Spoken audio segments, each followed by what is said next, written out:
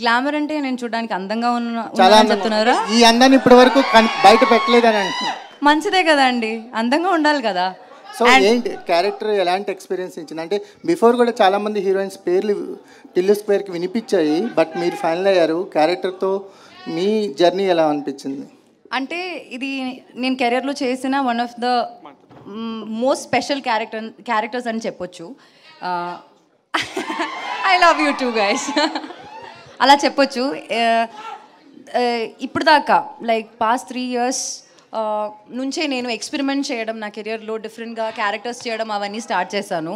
అప్పుడు దాకా నేను చేసిన క్యారెక్టర్స్ అంతా నాకు ఇష్టం, కానీ యాజ్ అన్ యాక్టర్ నేను ఎక్స్ప్లోర్ చేయలేకపోయాను కొన్ని characters because of the limitations I had and the circle I was put in to.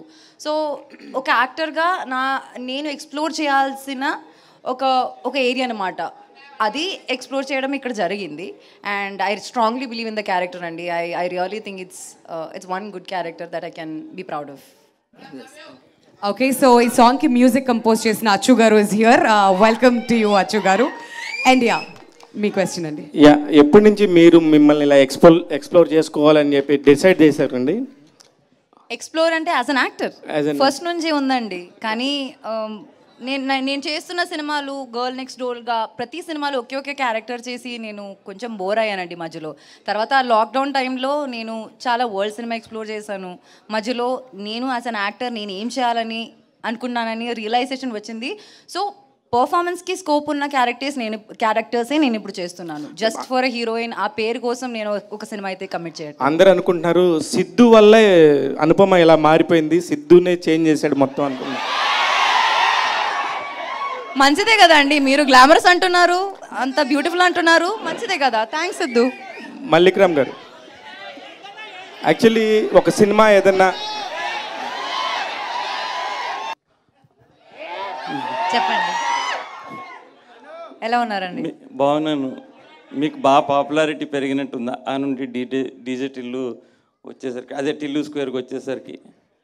అదే అరుస్తున్నారు, అనుపమ అనగానే అరుస్తున్నారు. అది అప్పుడు అరుస్తారు సార్. ఈ సినిమాకి అనుపమ పాపులారిటీకి ఏ సంబంధం లేదు. లేదు, నేను జస్ట్ ఐఎమ్ ఆస్కింగ్. చాలా ముందే మేము పెట్టుకున్న తర్వాత రియలైజ్ అయ్యాం సార్, మనం ఏ ఊబిలోకి దిగాం మనం అని చెప్పి. ఎంత ఫాలోయింగ్ ఉందా, ఎలా సాటిస్ఫై చేయాలి దీన్ని అని పెట్టుకున్నాక రియలైజ్ అయ్యాం మేము. లేదు, ఆ నుండి చూస్తున్నాం కదా మిమ్మల్ని. ఈ టిల్లు స్క్వేర్లో you look different in all aspects.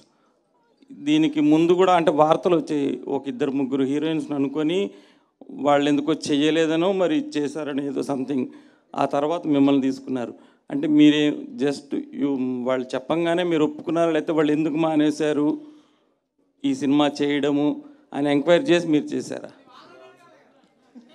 కాదు, అసలు నా దగ్గర సినిమా వచ్చింది, నాకు సినిమా నచ్చింది, నేను చేశాను. ఇప్పుడు సినిమా రిలీజ్ అవుతుంది, దీనిలో ఇవన్నీ ఎందుకు అని నాకు అర్థం కావట్లేదు. అవన్నీ నాకు తెలియదు, ఎవరికి తెలియదు. ఓకే, అంటే ఇప్పుడు ఆ నుండి మిమ్మల్ని ఇప్పుడు తీసుకుంటే మీకేమనిపిస్తుంది ఈ సినిమాలో క్యారెక్టర్ మీ కెరీర్ పరంగా కానీ? అంటే till now you did so many characters కదా, బిఫోర్ టిల్లు స్క్వేర్ చేసినప్పుడు ఇది చేసినప్పుడు మీకు ఎలా అనిపించింది? మీ కెరీర్లో ఓకే, చేసినప్పుడు నా ఏజ్ 19 అండి. నేను ప్రేమం అని మలయాళం సినిమా చేసి నెక్స్ట్ ఇమ్మీడియట్లీ చేసేది దాని తర్వాత నేను చాలా సినిమాలు చేశాను. ఇప్పుడు ఆల్మోస్ట్ 9 to 10 years అవుతుంది నేను ఇండస్ట్రీకి వచ్చి. ఈ 9 years నేను చేసిన క్యారెక్టరే మళ్ళీ చేయాలని కోరుకోవడం తప్పు కదా అండి. నేను కూడా హ్యూమన్ బీయింగ్ కదండి. మల్లిక్ గారు, ఇందాక మీరు మాట్లాడుతూ ఇలాంటి క్యారెక్టర్ ఎందుకు చేశారంటే లిమిటేషన్స్ అని ఒక మాట వాడారు. లిమిటేషన్స్ అవన్నీ పక్కన పెట్టి చేశాను ఫస్ట్ టైం. ఏంటి, what are the limitations?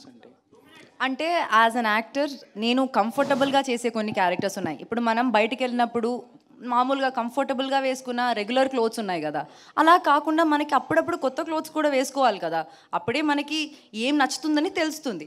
So as an actor కూడా ఇన్ని ఇయర్స్ నేను చేసిన క్యారెక్టరే మళ్ళీ చేసినప్పుడు ఎవరికైనా బోర్ వస్తుంది కదా, అదే నాకు కూడా వచ్చింది. బట్ మోర్ దెన్ దాట్ ఈ లిల్లీ అనే క్యారెక్టర్ ఆర్ ఈ సినిమా డీజే టిల్లు స్క్వేర్ అని ఈ సినిమాలో నాకు వచ్చిన క్యారెక్టర్ని వదులుకోవడం అన్నది నాకు తెలిసి that would have been the biggest stupidity that I have done. ఒక్క కమర్షియల్ సినిమాలో కూడా అమ్మాయికి ఇంత మంచి క్యారెక్టర్ దొరకదు అని నేను చెప్తాను మీకు, నేను రాసిస్తాను మీకు.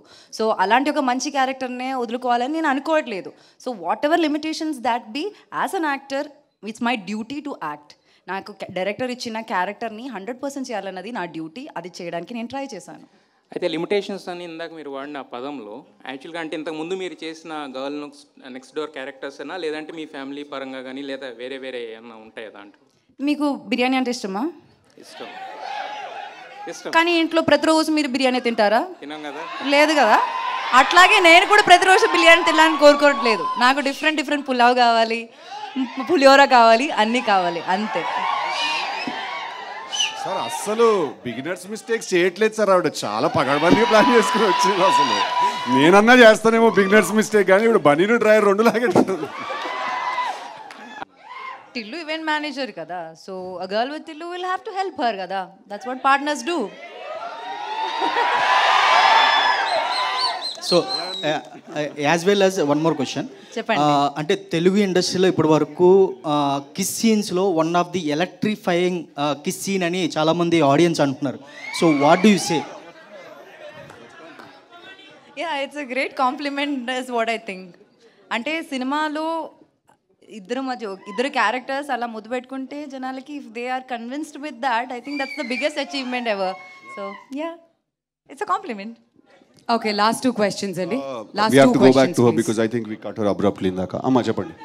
అదే ఒకవేళ ఆ స్టార్ హీరోయిన్ ఎవరైతే బాగుండని అనుకుంటున్నారు అంటే మీరు వదలట్లేదు.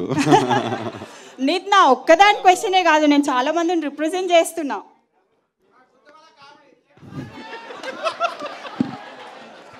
ఏదైనా మంచి స్టార్ హీరోయిన్ ని ఒప్పించి సంబంధం తీసుకురండి, నేను దగ్గరుండి పెళ్లి చేస్తా సిద్ధుది.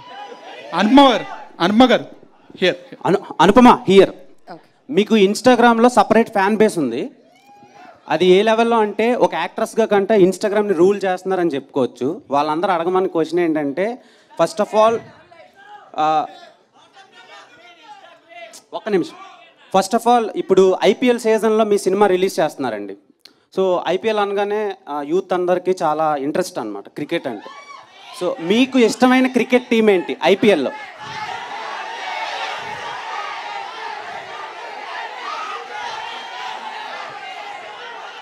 నేను ఐపీఎల్ చూసి ఐ థింక్ లైక్ 4-5 years అయిందండి. ఇప్పుడు నాకు అలా టీమ్స్ ఏం లేవండి. సిద్ధు గారు ఎన్ని క్వశ్చన్స్ అడుగుతారు? బేసిక్గా టిల్లు 1 నైట్లో అయిపోయింది. సో ఆ 1 నైట్ని ఇంకా ఆ నైట్ని మేము చూస్తూనే ఉన్నాం చాలా ఫ్యామిలీస్తో కలిసి. ఈ సినిమాలో ఎన్ని నైట్స్ మేము ఎక్స్పెక్ట్ చేయొచ్చు?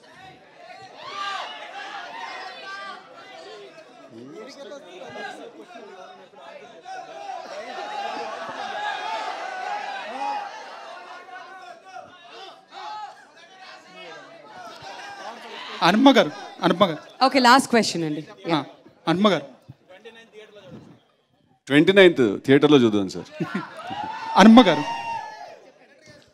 First of all huge fan year. So lily character చూస్తుంటే అనుపమ 2.0 లాగా ఉంది. So what where the challenges you face while playing lily? ఇప్పుడు ఇక్కడ వచ్చి నన్ను అడిగిన క్వశ్చన్స్ అన్నీ సేమ్ ఉన్నాయి. That's the biggest challenge I was worried about and that challenge I faced it. ఇంకా ఏం లేదండి, ఇప్పుడు దీనికన్నా పెద్ద ఛాలెంజ్ ఎక్కడ లేదు. క్యారెక్టర్ చేయడం దీనికన్నా చాలా ఈజీ. సో అనుపమ చెప్పండి. యాక్చువల్లీ ఇందాక ఆయన ఒక మీమ్ లాగా అమ్మో నన్ను ఏం చేయకండి అని చెప్పేసి అన్నారు కదా.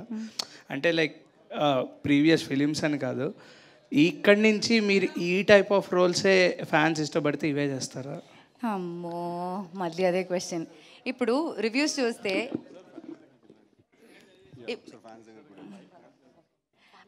అదే నేను చేస్తున్న సినిమాలో మీరందరే రాస్తారు ఏం లేదు అనుపమకి చేయడానికి, కొత్తగా ఏం చేయలేదని అందరూ రాస్తారు. అది ప్రాబ్లం. నేనేమైనా చేసిన ప్రాబ్లం. ఇప్పుడు నన్ను ఏం చేయమంటారండి? ఇంట్లో వెళ్ళి కూర్చోమంటారా? సిద్ధు అన్న ఇష్టం లేదంటారు చెప్పండి.